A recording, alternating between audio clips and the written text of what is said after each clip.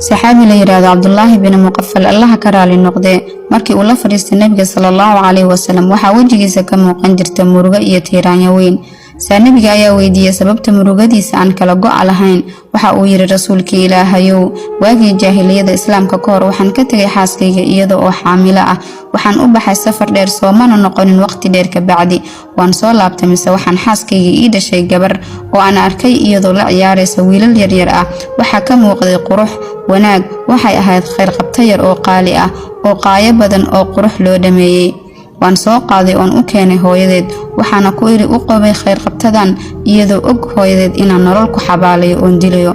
markaas ayay hooyadeed u qabaysay oo sii qurxisay iyadoo calool xun murug badanna ay saaran tahay. intay ii dhiibtay ayay ugu tiri ninow hadayicin amaanadan. waxa uu yiri waan la soo tagay gabadhii iyadoo calool xaaran oo qurux farxad wanaag ka muuqdo oo aan la aaday ceel ka mid ahaa ceelasha anigoo baadigoobay ceel aan ku rido. waxaan arkay ceel dheer oo biyo la'aan ah oo oomana ahaa sawaan ag istaagay anigoo fiirinaya quruxda iyo naxariista ka muuqata wajigeeda. markaas ayuu qalbigaygu u nuglaa calool xaarnaanteeda iyo dambi la'aanteeda mise waxaan soo xasuustay ceebtii ay dumarka keenaan iyo fadeexada xilligaas jaahiliga ee lagu jiray. markaas ayuu qalbigayga adkaaday waxaan iska raadiyay xoog oo inta aan soo qaaday gabadhii yarayd afgambi ugu tuuray ceelkii. markaas ayaan sugay aniga oo hubsanaya in ay dhimatay iyo in kale mise waxa ay leedahay aabba macaanow dayacday amaanadii iyada oo ku celcelinaysay laa codkeedii uu go'ay.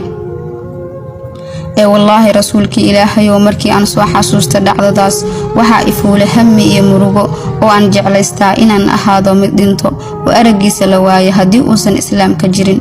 waxa uu fiiriyay nabiga sallallahu alayhi wasallam Abdullah mise ilma ayaa ka qobanaysa oo garkiisa qoysay. waxa uu yiri nabiga Abdullaahiyow wallaahi hadii aan cid ku oogay dambi u galay jaahiligi yaani wixii islaamka ka horeeyay waan kugu oogi lahaa laakiin islaamida waxa lagu dhaafaa wixii ka horeeyay qof dambi uu ku dhacay ama uu galay. mahadnaq walaashay Allah kugu hanuuniyay diinta kugu sharfay diinta kugu karaameeyay diinta sharaf iyo cizo kaaga yeelay diinta halka xilliga dumarka jaahiliyada aysan lahayn wax qiimo ah.